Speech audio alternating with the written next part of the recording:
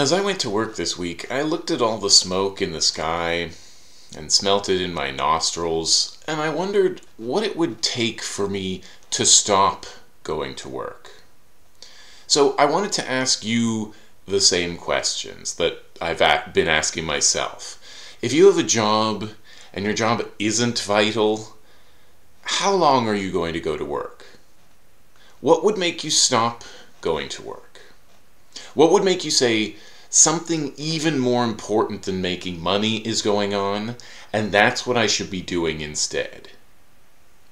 Living under a ruling class means we have to work, as I've explained on this channel lots of times before. And under capitalism, that's because everything costs money. It's as if the people who own all the food, housing, clothing, and everything else you need had a gun to your head and demanded you get money somehow or they shoot. Well, what if someone else on your other side had a gun and said, if you get a job or if you go to work today, they'll shoot? I would probably be immobilized with indecision. Most of us feel the barrel of the first gun because we've been taught from birth to understand everything costs money, and to forget that fact means the threat of poverty. But nature is beginning to emerge from the bushes with the second gun, and her demands are huge. Have you been watching the news? Have you seen all the natural disasters going on? If you've not yet been affected by them, how long do you think it'll be until you are? And when nature's revenge is on your doorstep, will you still go to work? Hypothetically, would you drive through a hurricane to get to work? If there was a hurricane warning, would you leave work early, even if the boss said you weren't allowed? Or would you stay until your shift was over and take the risk? Which gun are you choosing? Will you work when there are floods outside your office? Or not until your office itself floods? How are you going to get home if that happens? You can't drive home, and you really don't want to walk home through flooded streets. They're not rivers. They can have downed power lines, sharp, rusty objects, and anything else swept up in the water.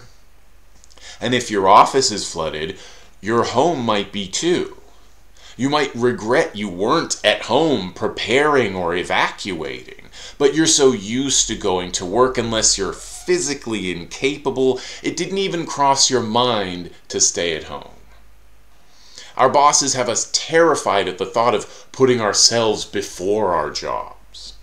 Workers already take all the physically risky jobs, while most of the owners just kind of sit back and watch their piles grow. Workers have been expected to expose themselves to COVID since we knew about COVID. They'll always be expected to risk their lives coming into work, regardless of conditions. I can imagine the calls now. Hey boss, the streets are pretty flooded today, so I don't think I'll be... What, you aren't coming into work? It's like 30 centimeters. You can't wait to work in 30 centimeters of water. Bosses like us to be submissive and accept everything enthusiastically. Police and judges expect us to be scared even to talk back to them. These are bullies. So when asking, is it right? When is it right to stop going to work or break the law? We're also asking when it's right to stand up to bullies. Most of us have been scared of getting punished by an authority figure from childhood. Authority always has an implied threat attached to it. That's pretty much the nature of authority, at least, in this sense of the word, making and enforcing rules on others. Authority doesn't rule for us. They do it for themselves. Defying them is no reason to feel bad. Don't let people guilt you with vague words like selfish. Yeah, I'm selfish. I want to live. I wanna give. And I'm getting old, and I don't want to spend most of the rest of my life working. especially if I'm going to die of lung cancer in 10 years. Will you go to work when there are wildfires around the office?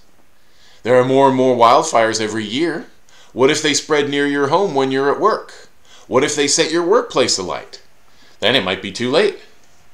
What if, on your way to work, all the trees on one side of the road are on fire?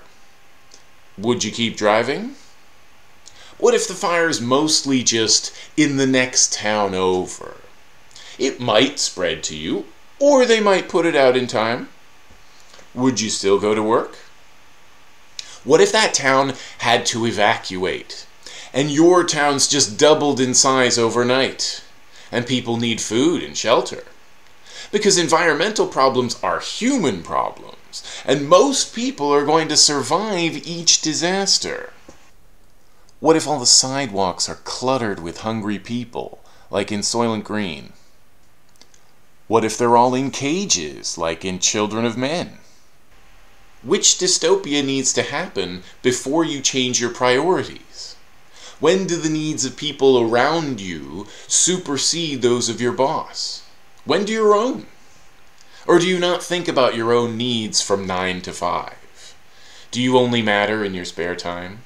Even when the fires are nowhere near you, the air might still be full of smoke, or it could be full of some other kind of pollutant.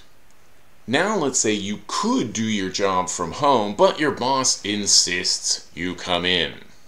What if you have respiratory problems, possibly as a result of all this pollution? You might have an air purifier at home. You don't want to go outside, least of all sit in traffic, which means even more smog in your face. But the boss says go into work. Are you still going? This is a question a growing number of people are faced with. I think it's okay to be selfish, to care about yourself. But I think if we come from the perspective of the community, or of everybody in general, we can serve everyone's interest. I would have thought wearing a mask indoors in public would be in everyone's interest. But most people take their cues from the media they consume, so they don't feel the need to mask up, even though COVID is still circulating and mutating, along with flu and RSV. Would you go to work with COVID? You might get others sick. I told my boss I had COVID and asked for 2 weeks off, and he said state medical institutions like the CDC, which of course work for the same bosses and landlords as the rest of the state, say you can go back to work after only 5 days. Well, at 5 days, I was still sick. So what then?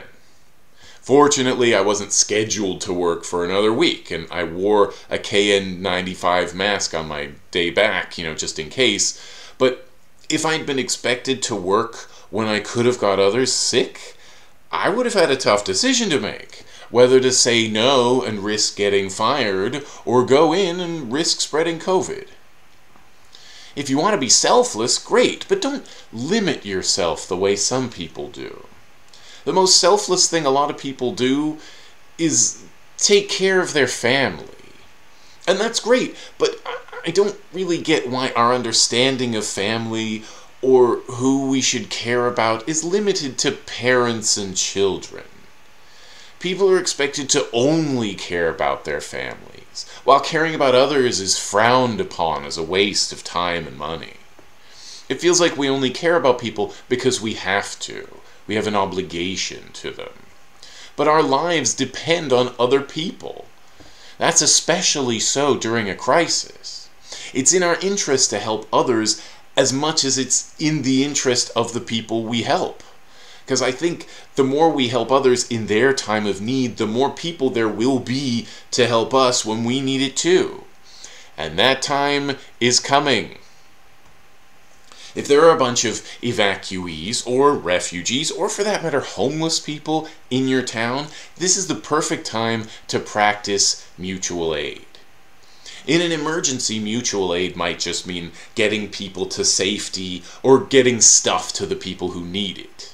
But you could use the opportunity to organize more long-term mutual aid, so people aren't just victims but are empowered to work together to solve their problems?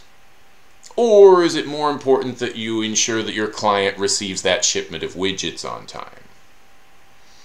At what point do we abandon unnecessary work when we're in crisis? At what point does the money lose all value in the face of more immediate concerns? When will we realize the compulsion to work is driving climate change as much as anything else? Most of the human drivers of environmental catastrophes, from logging to piloting private jets, are being carried out daily by law-abiding, tax-paying citizens who just want what's right for themselves and their families. In working for their benefit, they've condemned their grandchildren to an uninhabitable wasteland. I don't blame them, though. They didn't design the system. They're not the ones forcing everybody to work. They're just trying to get by like the rest of us. But what if they couldn't get to work? What if the streets that led to where they worked were blocked off? What if their offices were knocked down when no one was in them, so no one could work? Or some people, possibly the employees themselves, staged an armed occupation of the offices? What if we did stuff like that all around the world, shutting down all the biggest polluters? I'm sure you could figure out what to do in your context. We could slow down the advance of climate change, which would mean fewer disasters and crop failures and deaths. It's happening. It's happening already. It's called direct action. More and more people are braving getting fired and going to prison for a broader self-interest. If enough of us join with the right ideas, like mutual aid and direct action, we could actually change things.